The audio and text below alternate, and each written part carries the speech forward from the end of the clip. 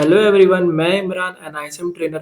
अगर आप एनआईएसएम 5 पे mutual fund distribution exam clear करना चाहते हैं तो आज का ये मॉक टेस्ट सेशन आपके लिए बहुत इंपॉर्टेंट होने वाला है, क्योंकि आज हम डिस्कस करने वाले हैं लेटेस्ट सिलेबस के अकॉर्डिंग मस्ट एक्सपेक्टेड क्वेश्चन और एग्जाम ओरिएंटेड कॉन्सेप्ट जो एग्जाम में डायरेक्टली पूछे जा सकते हैं। तो चलिए स्टार्ट करते हैं। Which of these is a physical assets? इनमें से कौन सा एसेट्स रियल फिजिकल फॉर्म में एग्जिस्ट करता है? पहला ऑप्शन है बैंक डिपॉजिट, दूसरा ऑप्शन है units by real estate investment trust, तीसरा ऑप्शन है रियल एस्टेट, चौथा ऑप्शन है शेयर्स इन फिजिकल फॉर्म। तो इसका राइट आंसर है रियल एस्टेट। फिजिकल एसेट मतलब जो फिजिकली एग्जिस्ट करता है, जिन्हें हम टच और देख सकते हैं, जैसे कि लैंड हो गए, बिल्डिंग्स हो गए, गोल्ड हो गए। फाइनेंशियल एसेट्स मतलब पेपर, डिजिटल फॉर्म, ये सिर्फ वैल्यू रिप्रेजेंट करते हैं, फिजिकल चीज नहीं होती, जैसे कि bank FD, mutual fund, share, real estate investment trust, units. How is the reduction transaction of A mutual fund price? Mutual fund units बेचने पर प्राइस कैसे कैलकुलेट होते हैं? NAV plus exit load, NAV minus exit load, NAV plus entry load, NAV minus entry load. तो entry load करके कुछ नहीं है, एग्जिट लोड ही होगा। तो एनएवी से एग्जिट लोड को माइनस कर दे, तो इसका राइट आंसर क्या हो जाएगा? NAV minus exit load. जब आप फंड बेचते हो तो आपका एनएवी से थोड़ा कम पैसा मिलता है, क्योंकि एग्जिट लोड कट होता है। एग्जाम्पल में समझते हैं, जैसे एनएवी 11 रुपए से किसी फंड का, एग्जिट लोड है 1%, तो 11 रुपया का 1% कितना हो जाएगा? 0.11। फिर उसको 11 रुपीज एनएवी जो है हमारा 11 रुपीज उससे माइनस कर देंगे, तो वो होगी हमारा रिडक्शन प्राइस। तो इसका राइट आंसर हो जाएगा NAV minus exit load. Dash is not a mutual fund distribution channel. इनमें से कौन सा ऑप्शन म्यूचुअल फंड बेचने का चैनल नहीं है? पहला ऑप्शन है branches of public sector bank, दूसरा ऑप्शन है branches of reserve bank of India, तीसरा ऑप्शन है branches of private sector bank, चौथा ऑप्शन है ब्रांचेस ऑफ फॉरेन बैंक। तो इसका राइट आंसर है branches of reserve bank of India. RBI सिर्फ रेगुलेटर है, म्यूचुअल फंड प्रोडक्ट सेल या डिस्ट्रीब्यूट नहीं करता। आरबीआई का रोल क्या है? रेगुलेट करना, बैंकिंग सिस्टम कंट्रोल करना, मॉनेटरी पॉलिसी करना। इसलिए आरबीआई डिस्ट्रीब्यूटर नहीं है। Public sector bank, private bank, foreign bank, ये सब म्यूचुअल फंड सेल करते हैं, इसीलिए ये म्यूचुअल फंड डिस्ट्रीब्यूशन है। What does financial goal setting involve? Financial goal setting का मतलब क्या है? सबसे पहले काम क्या होता है? पहला ऑप्शन है डिटरमाइनिंग ऑफ रिस्क प्रोफाइल, दूसरा ऑप्शन है estimating the amount required for a major life event, तीसरा ऑप्शन है डिटरमाइनिंग एसेट एलोकेशन। तो सबसे पहले हम लोग अमाउंट जितना है वो देखते हैं और किस इवेंट के लिए चाहिए, तभी हमारा फाइनेंशियल गोल डिसाइड होता है। तो इसका राइट आंसर है estimating the amount required for a major life event.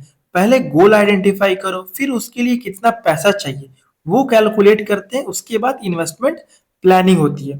Risk profile बाद में डिसाइड होता है, एसेट एलोकेशन प्लानिंग स्टेज में तब डिसाइड होता है। A person wants to create a synthetic index. Guide him as to in which of these categories the weightage of equity index would be the lowest. पहला option है super aggressive hybrid fund. तो aggressive hybrid fund में equity ज्यादा होता है, और यहाँ question में पूछ रहा है कि लोवेस्ट इक्विटी। तो लोवेस्ट इक्विटी किसमें होता है? कंजर्वेटिव में होता है। तो इसका राइट आंसर हो जाएगा कंजर्वेटिव हाइब्रिड फंड, क्योंकि कंजर्वेटिव हाइब्रिड फंड में सबसे कम इक्विटी होता है 25%, बैलेंस में 50%, एग्रेसिव में 75% इक्विटी होता है। Which of this statement is true? पहला ऑप्शन है if the mutual fund units are held in demat form they can not be converted into physical form. तो ये ऑप्शन रॉन्ग है, क्योंकि कन्वर्ट कर सकते हैं फिजिकल फॉर्म में। दूसरा ऑप्शन है when a mutual fund is redeemed और when there is a dividend pay out the amount will be credit to the bank account linked to the demat account for those mutual fund investor who opt for demat units. तो B number इसका right answer है, तो only B is correct. B right क्यों है? क्योंकि reduction और dividend का पैसा डायरेक्टली बैंक अकाउंट में जाता है जो डीमेट से लिंक होता है, इसीलिए B is correct. How will an application to subscribe mutual fund units be treated if an AMFI registration number is mentioned in the application form and the choice of regular plan is indicated? अगर किसी mutual fund application form में ARN number डाला हुआ है, मतलब distributor involve है, और regular plan select किया है, तो बताओ एप्लीकेशन को कैसे ट्रीट किया जाएगा? एप्लीकेशन को एज ए रेगुलर ही ट्रीट किया जाएगा, क्योंकि एआरएन भी ऐड है और प्लान भी रेगुलर लिया गया है। पहला ऑप्शन है it will be treated as a regular plan application. दूसरा ऑप्शन है it will be treated as an incomplete application and rejected. तीसरा ऑप्शन है it will be treated as an incomplete application and return for completion. चौथा option है it will be treated as direct plan application. तो direct होगा नहीं, cancel क्यों किया जाएगा जब एआरएन नंबर भी मेंशन है, रेगुलर प्लान भी मेंशन है? तो इसका राइट आंसर हो जाएगा 1 नंबर वाला, it will be treated as regular plan application. अगर आप फॉर्म भरते वक्त एआरएन डालते हो, इसका मतलब है कि आप किसी डिस्ट्रीब्यूटर या एजेंट के थ्रू इन्वेस्ट कर रहे हो, और अगर साथ में रेगुलर प्लान भी सिलेक्ट किया है, तो सिस्टम ऑटोमेटिकली समझ लिया है कि आपने रेगुलर प्लान चूज किया है, यानी कि डिस्ट्रीब्यूटर के थ्रू इन्वेस्टमेंट हो रहा है, उसे ही रेगुलर प्लान बोलते हैं। Asset allocation means, asset allocation का एक्चुअल मीनिंग क्या होता है? पहला option distribution of funds between fund manager in a mutual fund. दूसरा ऑप्शन है distribution of funds between various asset class in a portfolio. तीसरा ऑप्शन है allocating a portfolio to cash. चौथा ऑप्शन है allocating mutual funds to investor. तो इसका right answer है 2 number वाला, distribution of funds between various assets class in portfolio. Asset allocation का मतलब होता है आपने पैसे को अलग अलग एसेट क्लास में डिवाइड करना, जैसे कि इक्विटी हो गया, डेट हो गया, गोल्ड हो गया। आपका टोटल पैसा एक जगह नहीं लगता, आप उसे डिफरेंट कैटेगरीज में बांट देते हो। इससे रिस्क भी कंट्रोल होता है और रिटर्न भी बैलेंस रहता है।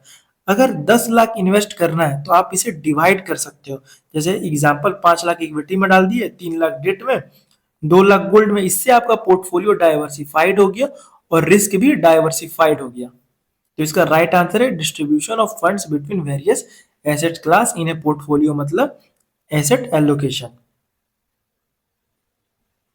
Which entity process the purchase and redemption transaction of investor of an open-ended fund?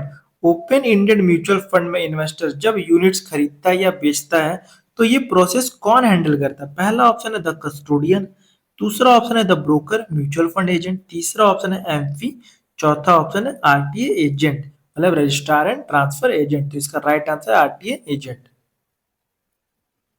RTA agent का काम होता है इन्वेस्टर का रिकॉर्ड मेंटेन करना, यूनिट का अलॉटमेंट मतलब बाय और सेल करना, स्विच डिविडेंड प्रोसेसिंग करना, और इन्वेस्टर का अकाउंट स्टेटमेंट भेजना। तो इसलिए इसका राइट आंसर है आरटीए एजेंट, मतलब वो पूरा ट्रांजैक्शन प्रोसेस हैंडल करता है।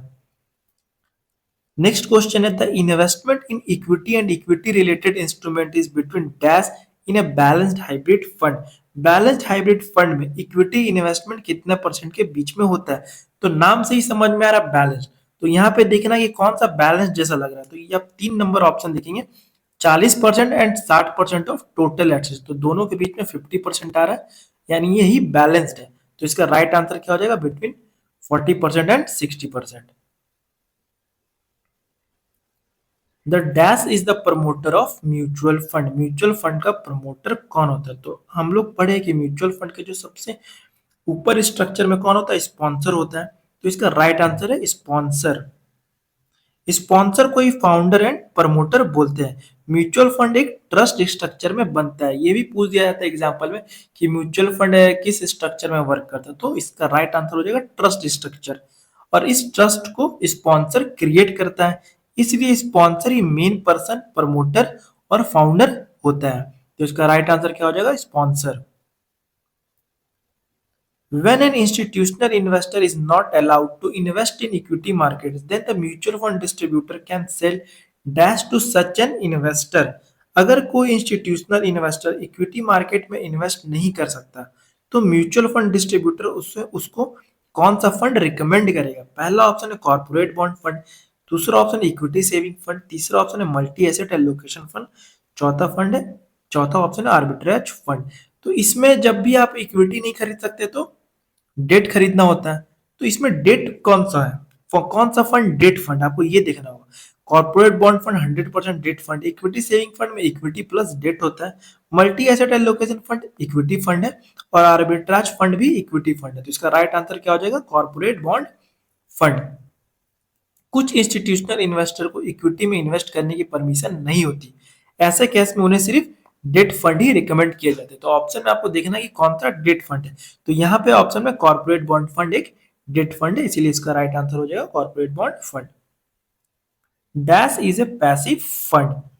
कौन सा पैसिव फंड? ऑप्शन है पहला गोल्ड सेक्टर फंड, दूसरा ऑप्शन है गोल्ड एक्सचेंज ट्रेडेड फंड। तो हम लोग पढ़े जो ईटीएफ होता है वो एक पैसिव फंड होता है, तो इसका राइट आंसर क्या हो जाएगा? Gold exchange traded fund.